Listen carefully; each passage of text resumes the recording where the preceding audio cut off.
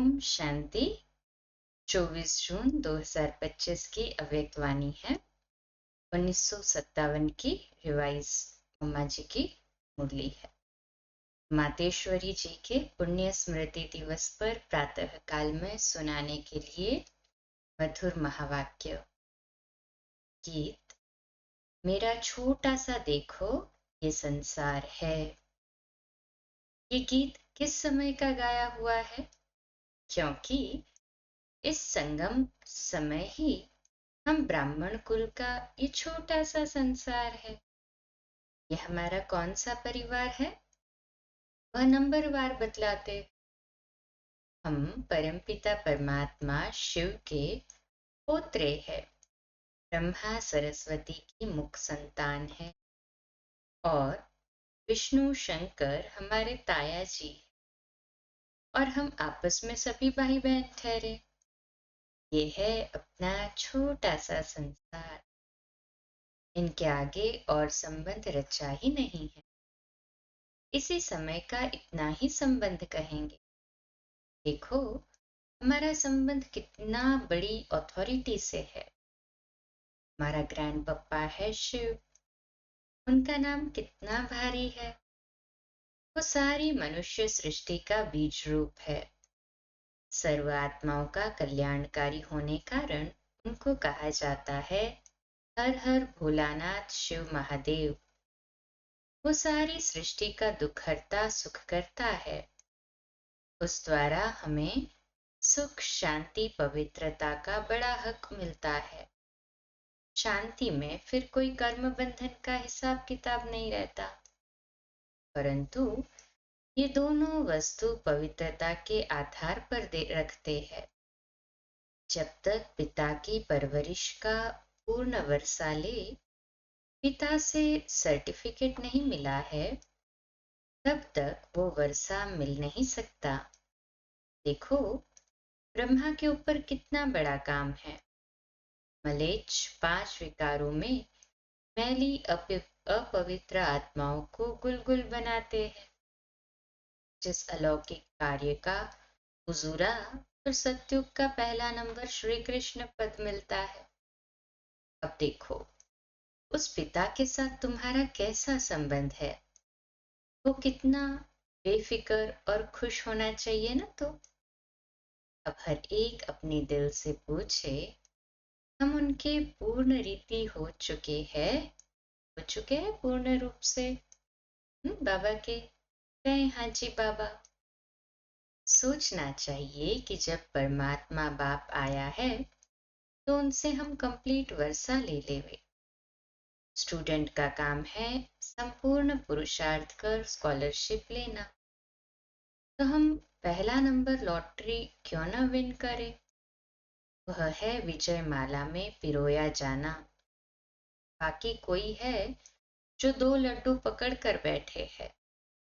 यहाँ का भी हद का सुख लूं और वहां भी वैकुंठ में कुछ न कुछ सुख ले लेंगे। ऐसे विचारवान को मध्यम और कनिष्ठ पुरुषार्थी कहेंगे, न कि सर्वोत्तम पुरुषार्थी। जब बाप देने में आनाकानी नहीं करता तो लेने वाले क्यों करते हैं। तब गुरु नानक ने कहा परमात्मा तो दाता है, समर्थ है, मगर आत्माओं को लेने की भी ताकत नहीं। कहावत है देंदा दे देंदा थक पावे। देने वाला देता है लेकिन लेने वाला थक जाता है। आपके दिल में आता होगा हम क्यों नहीं चाहेंगे कि हम भी ये पद पाए। परंतु देखो बाबा कितनी मेहनत करता है फिर भी माया कितना विघ्न डालती है। क्यों? अब माया का राज्य समाप्त होने वाला है।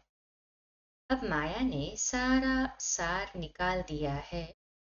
तभी परमात्मा आता है। उसमें सब रस समाया हुआ है। उनसे सभी संबंधों की रसना मिलती है। तभी त्वमेव माताश्च पिता आदि यह महिमा उस परमात्मा की गाई हुई। तो बलिहारी इस समय की है जो ऐसा संबंध हुआ है। तो परमात्मा के साथ इतना संपूर्ण संबंध जोड़ना है जो 21 जन्मों के लिए सुख प्राप्त हो जाए, ये है पुरुषार्थ की सिद्धि। परंतु 21 जन्म का नाम सुन ठंडे मत पड़ जाना। ऐसे नहीं सोचना कि 21 जन्मों के लिए इतना इस समय पुरुषार्थ भी करे, फिर भी 21 जन्मों के बाद गिरना ही है तो सिद्ध क्या हुआ। परंतु 21 जन्मों के बाद गिरना ही है तो सिद्धि क्या हुई। परंतु ड्रामा के अंदर आत्माओं की जितनी सर्वोत्तम सिद्धि मुकर्रर है वो तो मिलेगी ना। जितना जिसका भाग्य में पुरुषार्थ लिखा है और उस अनुसार प्रारब्ध लिखी है वो तो मिलनी ही है। पाप आकर के हमें संपूर्ण स्टेज पर पहुंचा देते हैं, परंतु हम बच्चे बाबा को भूल जाते हैं तो जरूर गिरेंगे। इसमें बाप का कोई दोष नहीं है। अब कमी हुई तो हम बच्चों की। सत्युग त्रेता का सारा सुख इस जन्म के पुरुषार्थ पर आधार रखता है, तो क्यों न संपूर्ण पुरुषार्थ कर अपना सर्वोत्तम पाठ बजाए। क्यों न पुरुषार्थ कर वह वर्षा लेवे। पुरुषार्थ मनुष्य सदा सुख के लिए ही करता है, सुख दुख से न्यारे होने के लिए कोई पुरुषार्थ नहीं करता।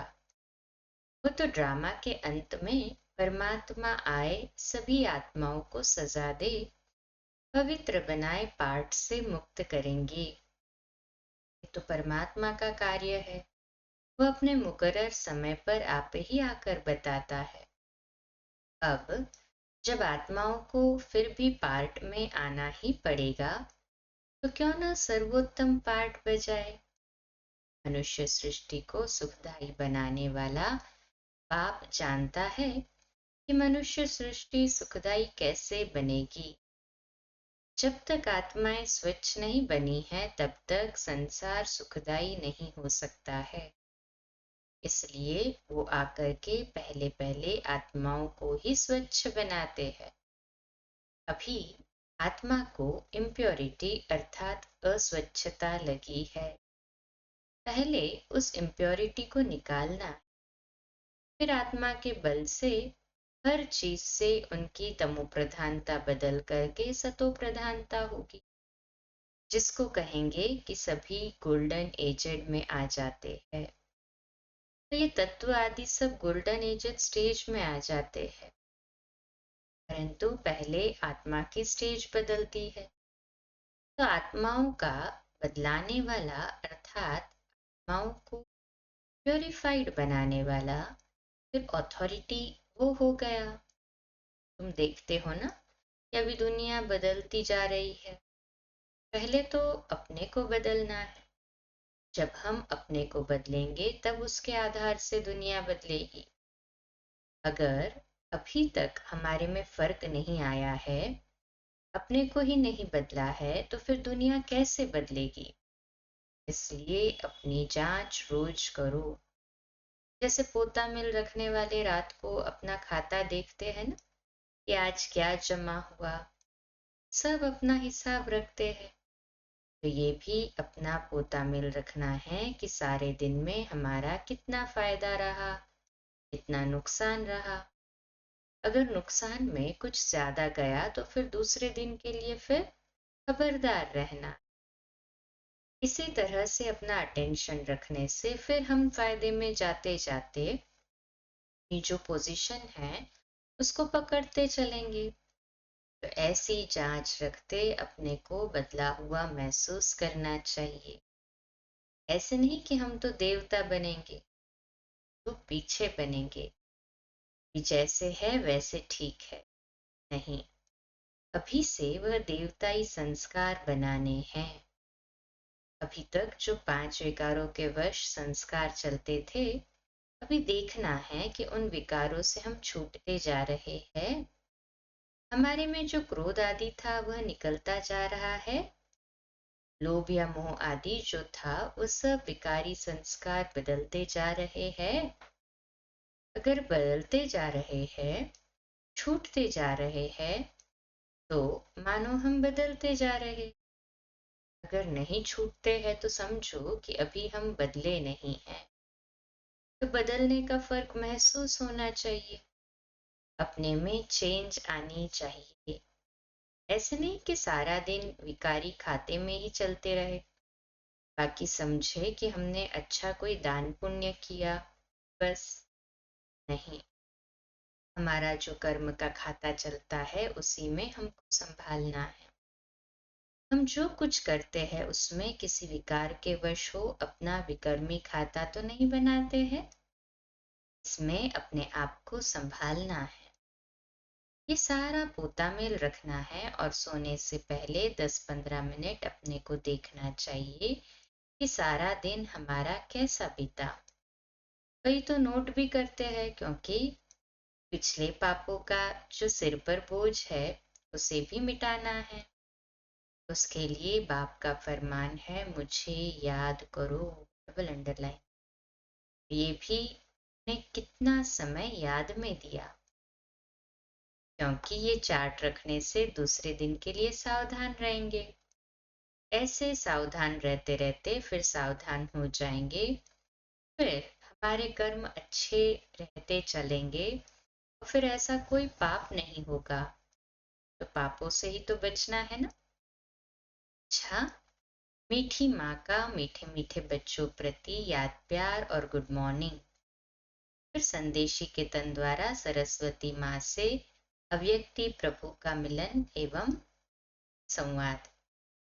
बेटी श्री राधे, देखो तेरे पास कौन आए पधारा है। इतनी बड़ी ताकत तुमसे बात कर रही है। मेरे आने के राज से तुम खुद को भी जान सकती हो। आने वाले की पोजीशन के साथ खुद की पोजीशन अथवा पद को भी जान सकती हो। हे राधे बेटी, तुम मेरा जलवा देखना चाहती हो। मैं चाहूं तो 1 सेकंड में विनाश करा सकता हूँ, परंतु करता नहीं हूँ, क्योंकि विराट फिल्म अनुसार जो जो कर्तव्य जिस जिस द्वारा जैसे प्ले होने हैं वह अवश्य प्ले होंगे। अव्यक्त प्रभु अनादि कायदे कानून को जानने वाला ही अनादि कायदों की पहचान आकर देता है। ये सारी सृष्टि का अनादि खेल स्टेज पर प्ले होता है, तो प्रैक्टिकल प्ले होने में समय लेता है। अगर इतने वर्षों का खेल 1 सेकंड में पूरा बंद कर दूं तो बाकी खेल क्या चले। तो जो जो तकनीक जैसे जैसे देखनी अथवा सहन करनी है वो वैसे ही उसी अटपटे राज से रिपीट होती है। ये अटपटी रिपीटेशन ही है जिसको ये प्यारी मम राधे तुम और मैं देख कितना हर्षित होता हूँ। इस विराट ड्रामा के सभी पार्ट टेस्ट लेने वाले बने हुए हैं। इस खेल को चलाने वाला अगर चाहे तो 1 सेकंड में इस ड्रामा को ड्रॉप कर फिर नए सिर से शुरू कर देवे, परंतु करता नहीं है।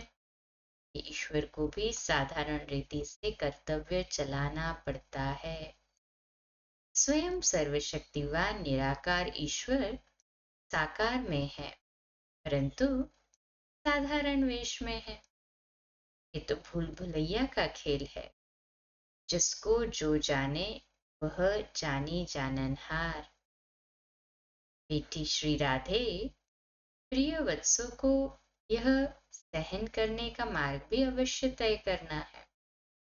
यद्यपि मैं चाहूं तो अपने वत्सों प्रति इसे सहज मार्ग भी बना सकता हूँ, क्योंकि साक्षात्कार कराने की चाबी मेरे हाथ में है। अगर किसी भी धनवान भक्त को किसी देवता का साक्षात्कार करा दूं तो वह अपना सारा धन ले यज्ञ में आए स्वाहा कर देवे, क्योंकि ईश्वर तो सभी धनवानों का धनवान है।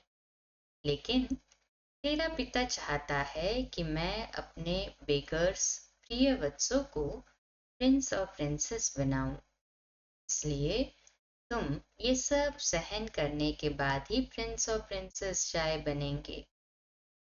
पिता जानता है कि वत्सों को यह सहन करने का मार्ग अवश्य तय करना है, क्योंकि सहन करना यह ईश्वरीय व दैवी गुण है। इसमें ही खुशी समाई हुई। इस गुण से ईश्वरीय सुख महसूस होता है। सहन करते भी तुम कितनी मौज मनाते हो, ये गोपनीय ज्ञान है। ऐसा अनासक्त योगी ही स्थायी सुख को प्राप्त करता है। अभी तो परीक्षाओं का समय नजदीक आ पहुंचा है। हर एक वर्ष आने वाली परीक्षाओं को इन एडवांस सामने रख उस अभ्यास में चलता चले। हर कोई भी वत्स को खान पान इत्यादि न मिले, परंतु खूब बेपरवाह बादशाह उपस्थित हो। ऐसी अपनी सुंदर अवस्था बहुत समय से लेकर धारण करनी है। अगर कोई समझता है कि उस समय आप पे ही चल जाऊंगा, ये समझ बैठना अपने को धोखा देना है। इसलिए पहले से ही सावधान हो रहना है। मेरे अति प्रिय वत्स, याद में तो बैठते हैं, परंतु अभी तक उस लाइट का तेज मेरे वतन तक नहीं पहुंचता है। हर एक जब लाइट स्वरूप को उपस्थित होंगे तो उनके योग का तेज मेरे वतन में आएगा। तभी उन हर एक की संपूर्ण लाइट उन्हों में प्रवेश होगी। उस समय ही फिर शक्तियों की महिमा निकलेगी। तो हर एक को अपने निश्चय में स्थैर्यम रहना है, जो मैं भी अगर उतारूं तो भी उतर न सके। इतना निश्चय बुद्धि हो। हे शिरोमणि शक्ति राधे, शक्तियों को ज्ञान निष्ठा बल में और मुख से ज्ञान मुरली बजाने में तैयार रहना चाहिए। तुम्हें अपनी एकरस ईश्वरीय दृष्टि से हर एक को निहाल कर अपने मधुर वीणा से पहचान देनी है कि मैं कौन हूँ और मेरा पिता कौन है। कैसे ब्रह्मा में भगवान प्रत्यक्ष हुआ है, जो इस अंत के समय डेविल वर्ल्ड को खलास कर अपने निज देश डीटी वर्ल्ड में ले जा रहा है। हे राधे बेटी, जब हरेक की अवस्था दीपक की ललाट सदृश्य स्थैर्यम रहेगी, तब सूक्ष्म अंतः प्रेरणाओं को पकड़कर अपना कार्य संपूर्ण रीति से सिद्ध कर सकेंगे। जितनी ज्ञान अनुसार अवस्था होगी, उतना ही प्रेरणाओं को पकड़ सकेंगे। जितना उस अवस्था में लगातार रहेंगे, उतना संपूर्ण प्रेरणाएं टच हो सकेंगी। ओहो बेटी राधे, मेरा स्वरूप तो देखो। क्या वत्स मेरे स्वरूप को नहीं देख सकते कि कैसे अखंड ज्योति तत्व से आकर मैं साक्षात प्रवेश हो आए बात करता हूँ। मेरे द्वारा ही ये सब साक्षात्कार होते हैं, क्योंकि मैं ही सभी का मूल समूह हूँ। देखो, प्रकृति के बीच में चमकती है ज्ञान लाइट। वत्स सिर्फ ये विचार करे कि आहा, जिसको सारी सृष्टि पुकार रही है वह स्वयं सर्वशक्तिवान ईश्वर यज्ञ में हम वत्सों के सम्मुख आए पधारा है। उसकी शीतल गोद में बैठने से हृदय शांत हो जाता है। अगर रचना को रचने वाला मिल गया तो फिर उसको छोड़ उसकी रचना में क्यों जाऊं। हाईएस्ट में हाईएस्ट अथॉरिटी, सर्व ताकत का खुद मालिक, जिससे सर्व ताकतें प्रकट हुई है, उस पहचान में आ गए तो फिर ये गोद छोड़ना असंभव हो जाएगा। जब रचयिता स्वयं हमारा बनने तैयार है तो उससे कनेक्ट होना, फिर उसकी रचना जो कि परसेंटेज में है उससे क्यों कनेक्ट हो। रचना से कनेक्ट होना माना बैटरी डाउन करना, क्योंकि सभी की बैटरी डाउन है। रचयिता से कनेक्ट होना माना बैटरी चार्ज करना, क्योंकि रचयिता की बैटरी तो सदैव 100% चार्ज। जब द क्रिएटर की पहचान आ जावे तब तो समझे कि ये कौन है। समझा शिरोमणि राधे। अच्छा, आज का मीठा वरदान। सदा अतीन्द्रिय सुख के झूले में झूलने वाले संगम युग की सर्व अलौकिक प्राप्तियों से संपन्न भव। विश्लेषण है, जो बच्चे अलौकिक प्राप्तियों से सदा संपन्न हैं, वो अतीन्द्रिय सुख के झूले में झूलते रहते हैं। जैसे जो लाडले बच्चे होते हैं उनको झूले में झुलाते हैं, ऐसे सर्व प्राप्ति संपन्न ब्राह्मणों का झूला अतीन्द्रिय सुख का झूला। इसी झूले में सदा झूलते रहो, कभी भी देह अभिमान नहीं आए। जो झूले से उतरकर धरती पर पांव रखते हैं वो मैले हो जाते हैं। ऊंचे से ऊंचे बाप के स्वच्छ बच्चे सदा अतीन्द्रिय सुख के झूले में झूलते, मिट्टी में पांव नहीं रख सकते। इसका स्वमान है, मैं त्यागी आत्मा हूँ, मैं त्यागी आत्मा हूँ। स्लोगन है, मैं त्यागी हूँ, इस अभिमान का त्याग ही सच्चा त्याग है। ये भी अभिमान न है कि मैं त्यागी हूँ। अव्यक्त इशारा आत्मिक स्थिति में रहने का अभ्यास कर अंतर्मुखी बनने का। जब स्वयं को अकाल मूर्त आत्मा समझेंगे तब अकाले मृत्यु से, अकाल से, सर्व समस्याओं से बच सकेंगे। मानसिक चिंताएं, मानसिक परिस्थितियों को हटाने का एक ही साधन है, अपने इस पुराने शरीर के भान को मिटाना। देह अभिमान को मिटाने से सर्व परिस्थितियां मिट जाएंगी। अच्छा, कम बोलो, धीरे बोलो, मीठा बोलो, सत्य बोलो, सोच समझकर बोलो। निमित्त भाव, निर्माण भाव, निर्मल वाणी। आज का नया दिन आप सभी को मुबारक हो, मुबारक हो, मुबारक हो। शुभ दिवस। ओम शांति।